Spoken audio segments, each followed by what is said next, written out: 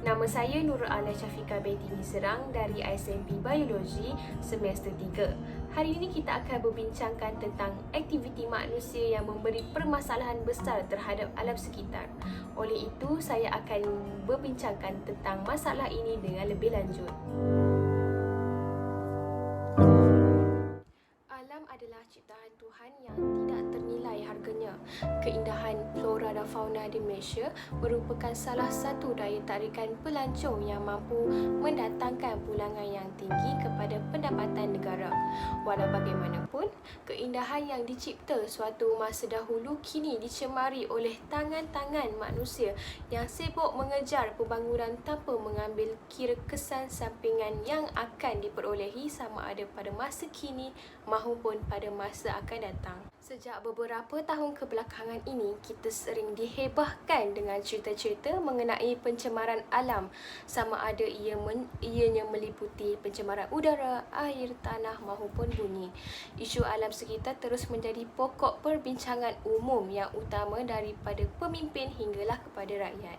Ini menunjukkan bahawa satu perkembangan positif wujud di kalangan masyarakat di Malaysia. Berita berkaitan dengan pencemaran alam sekitar sering mendapat paparan yang meluas sama ada melalui media cetak maupun elektronik seperti Facebook, Instagram ataupun Twitter. Kini ramai menyuarakan pendapat masing-masing mengenai isu alam sekitar. Terdapat juga yang kecewa apabila mendengar cerita-cerita tentang kemusnahan alam sekitar seperti pembakaran terbuka, pencemaran sungai dan pembuangan sisa toksik.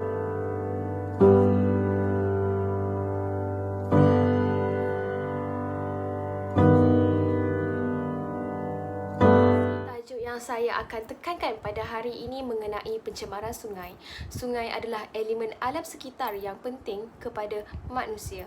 Sejak dahulu lagi, manusia mempunyai hubungan yang rapat dengan sungai kerana sungai berfungsi sebagai alat pengangkutan dan perhubungan, sumber bekalan air untuk domestik dan pertanian serta sumber protein kepada manusia. Kembangnya bandar dan kegiatan perindustrian serta perdagangan, kualiti sungai mula mengalami kemerosotan apabila berlakunya masalah hakisan, pemendapan dan pencemaran.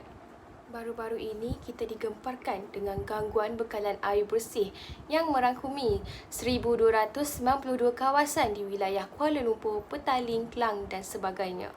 Masalah ini amat terjejas terhadap para pengguna semasa musim pandemik ini. Semua permasalahan tersebut sebenarnya berpunca daripada sikap-sikap manusia yang menganggap sungai sebagai saluran mudah untuk membuang segala sampah, kotoran dan sisa. Di Malaysia, terdapat dua punca utama bahan pencemaran sungai iaitu aktiviti pembangunan tanah serta sumber asli dan pembuangan sisa-sisa ke dalam air. Aktiviti pembangunan tanah dan sumber asli melibatkan pembukaan kawasan pentempatan dan pertanian baru, pembalakan, pembinaan infrastruktur fizikal seperti jalan raya, pembangunan bandar dan pembinaan projek-projek fizikal seperti perumahan dan perindustrian. Semua aktiviti menimbulkan masalah hakisan tanah yang mencemar air sungai dan dari segi kandungan bahan terampai, warna, kekeruhan, bahan organik dan masalah pemendapan sungai.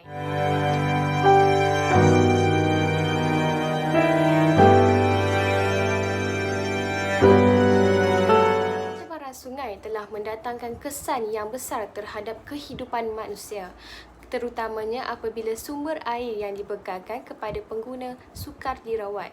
Pencemaran sungai juga menimbulkan masalah lain kepada manusia seperti merebaknya penyakit, musnahnya ekosistem akuatik dan terganggunya keselesaan umum. Sebagai contoh, oleh kerana kebanyakan sungai di Lembah Kelang dikategorikan sebagai tercemar teruk dan cetek akibat dilimpahi oleh sampah sarap dan kelodak, maka kejadian banjir kilat kerap kali melanda terutamanya di sekitar Kuala Lumpur.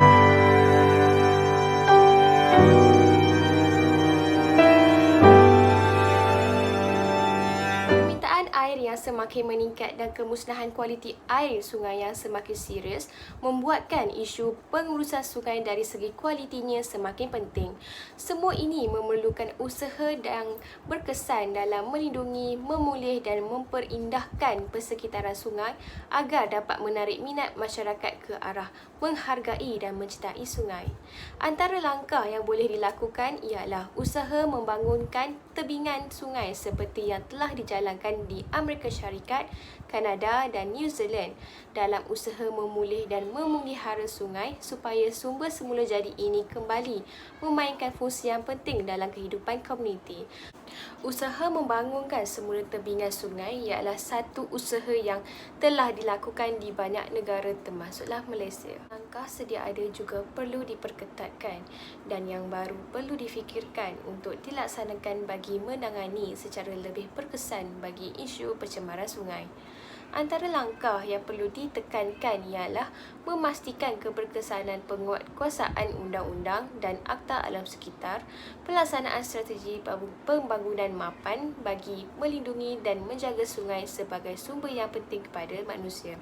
Seterusnya, pelaksanaan program pendidikan dan penghayatan etika alam sekitar yang lebih meluas dan berkesan bagi memupuk sikap dan perilaku masyarakat yang lebih mesra alam. Semua ini perlu diselaraskan dengan peranan yang dimainkan oleh pihak berkuasa tempatan dalam mengekang pencemaran sungai, terutama yang melibatkan perancangan guna tanah di peringkat tempatan yang harus dirancang dengan teliti supaya pencemaran sungai dapat diminimum.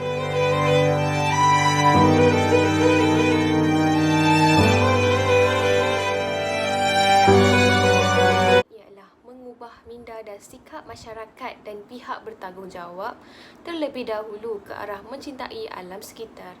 Ini kerana selagi minda masyarakat tidak berubah, selagi itu masalah pencemaran sungai tidak dapat diatasi dengan berkesan. Selain itu, langkah lain yang sepatutnya diambil ialah dengan mengawal punca pencemaran sama ada dari kawasan perumahan dan industri lagi sebelum air dibiarkan masuk ke dalam sungai. Ini kerana walau banyak mana pun langkah pencegahan seperti alat perangkap sampah yang boleh memerangkap sampah, namun langkah yang paling berkesan ialah dengan mengenal pasti punca sebenar kepada permasalahan tersebut.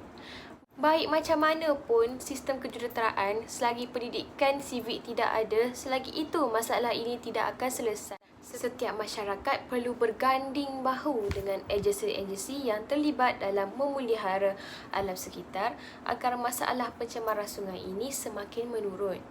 Tahap kesedaran yang lebih tinggi dalam kalangan rakyat dan generasi muda amat diperlukan untuk memupuk rasa cinta dan keprihatinan terhadap usaha menjaga kebersihan sungai kita.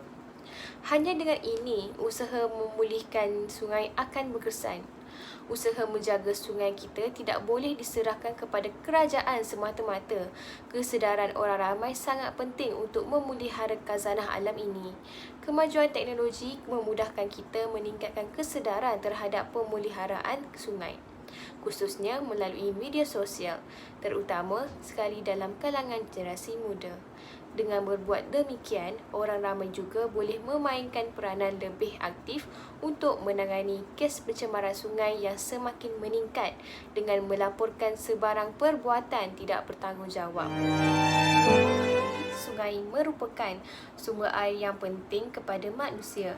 Permintaan air yang kian meningkat dan kemusnahan kualiti air sungai yang semakin serius merupakan dua isu utama pada masa ini.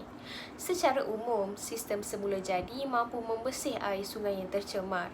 Namun, kadar pencemaran yang kian meningkat akibat aktiviti manusia membuatkan proses pembersihan semula jadi ini tidak lagi mampu untuk membersihkan air. Justru, isu pencemaran alam sekitar umumnya dan pencemaran sungai khususnya mesti diberi perhatian yang serius dan dikawal ke tahap yang paling minimum. Ini kerana air adalah sumber hidup dan sekiranya sumber ini dicemari sehingga ke tahap yang tidak dapat lagi digunakan oleh manusia, ini secara tidak langsung telah mengurangkan sumber kehidupan manusia sendiri. Hari demi hari, jika keadaan pencemaran sungai ini bertambah buruk, maka manusia secara sedar atau tidak telah meracuni diri mereka sendiri.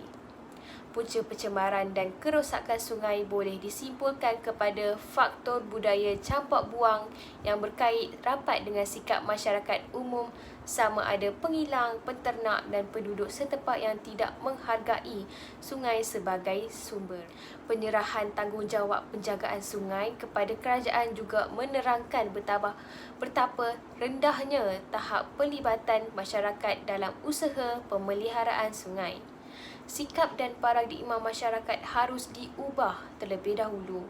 Dengan ini, barulah segala langkah saintifik dan pengurusan kawalan terhadap pencemaran sungai memberi makna dan berjaya dilaksanakan, kerana sebahagian besar masyarakat telah memahami dan berupaya menilai kualiti sungai.